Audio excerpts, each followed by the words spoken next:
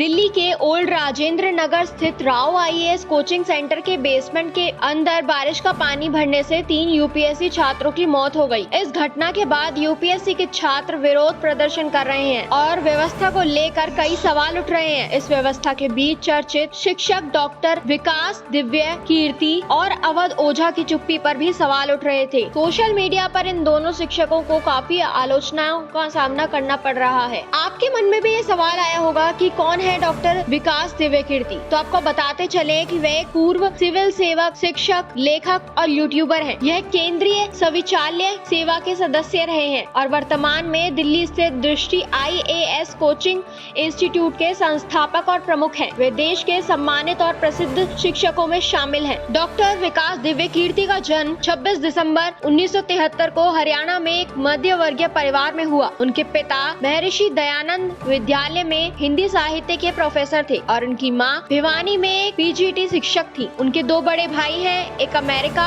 में software engineer और दूसरा सीबीआई में डीआईजी है। डॉक्टर विकास दिव्य कीर्ति ने अपनी ग्रेजुएशन दिल्ली विश्वविद्यालय के जाकिर हुसैन दिल्ली कॉलेज से की, जहां उन्होंने हिंदी में बीए किया। इसके बाद उन्होंने अंग्रेजी और हिंदी में एमए, एमफिल और पीएचडी की डिग्री भी प्राप्त की है। 1999 में दृष्टि आईएएस की स्थापना डॉक्टर विकास दिव्य कीर्ति ने दिल्ली विश्वविद्यालय में अपने शिक्षण करियर की शुरुआत की। पारिवारिक अपेक्षाओं के चलते उन्होंने यूपीएससी की तैयारी भी शुरू की। 1996 में एआईआर 384 रैंक प्राप्त करने के बाद गृह मंत्रालय में कुछ समय कार्य किया और फिर शिक्षण के प्रति अपने जुनून को लेकर आगे बढ़े। इसी निर्णय के चलते 1999 में दिल्ली के मुखर्जी नगर में दृष्टि आईएएस कोचिंग सेंटर की स्थापना की। अब आपको बता दें कि अवध ओझा कौन है। अवध ओझा भी देश के प्रमुख और लोकप्रिय शिक्षकों में से एक है। उनका पूरा नाम अवध प्रताप ओझा है। वे एक भारतीय यूपीएससी कोच, यूट्यूबर और शिक्षक हैं, जिनकी जड़ें उत्तर प्रदेश के गोड़ा जिले से हैं। यूपीएससी की तैयारी में निराशा मिलने पर उन्होंने इलाहाबाद में कोचिंग में पढ़ाना शुरू किया। कोविड-19 के दौरान जब ऑफलाइन कॉलेजेस बंद हो गए, उनकी अनूठी शिक्षण शैली के कारण वे यूट्यूब पर तेजी से लोकप्रिय हो गए। यूपीएससी की तैयारी कर रहे छात्रों ने दुर्घटना पर डॉक्टर विकास दिव्य कीर्ति और अवध ओझा की चुप्पी पर नाराजगी जाहिर की। कुछ छात्रों ने विकास दिव्य कीर्ति के घर के बाहर भी प्रदर्शन किया। छात्रों का कहना है कि ये शिक्षक उनके अभिभावक समान है और ऐसे घटनाओं पर उनकी प्रतिक्रिया में देरी से वे निराश हुए। सोशल मीडिया पर ट्रोल होने के बाद दोनों शिक्षकों ने इस घटना पर अपनी प्रतिक्रिया दी। आइए जाने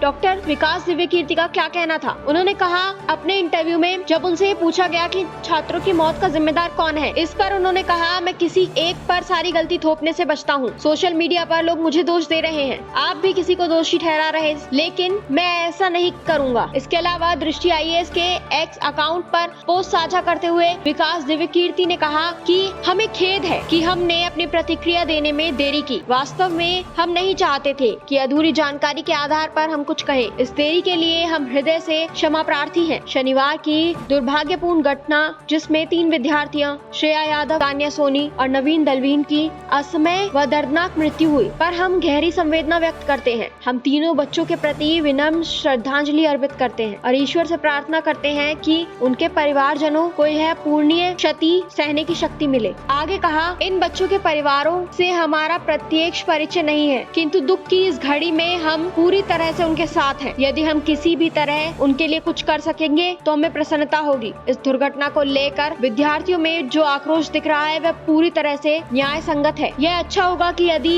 इस आक्रोश को सही दिशा मिले और सरकार कोचिंग संस्थाओं के लिए निश्चित दिशा निर्देश लागू करे। इस संबंध में हम सरकार के साथ सक्रिय सहयोग करने के लिए तत्पर हैं। अवध ओझा ने जो चुप्पी के आरोपों का सामना कर रहे हैं, उन्होंने एक वीडियो में संदेश जारी किया और उसमें अपनी बात रखी। उन्होंने कड़े कानून बनाकर ऐसे हादसों के जिम्मेदार लोगों की संपत्ति जब्त करने और आजीवन कारावास की मांग की है। आईएएस कोचिंग संचालित करने वाले अवध ओझा ने अपने बयान में 4 प्रमुख मांगे रखी हैं। कोचिंग के लिए सभी आवश्यक मानकों का निर्धारण होना चाहिए। एक कक्षा में 100 से अधिक छात्रों को नहीं बैठना चाहिए। एडमिशन फॉर्म में कोचिंग सेंटर को यह अंडरटेकिंग देनी चाहिए कि किसी भी हादसे की जिम्मेदारी उनकी होगी। इस पर पूरी प्रक्रिया के लिए एक सख्त कानून बनाना चाहिए।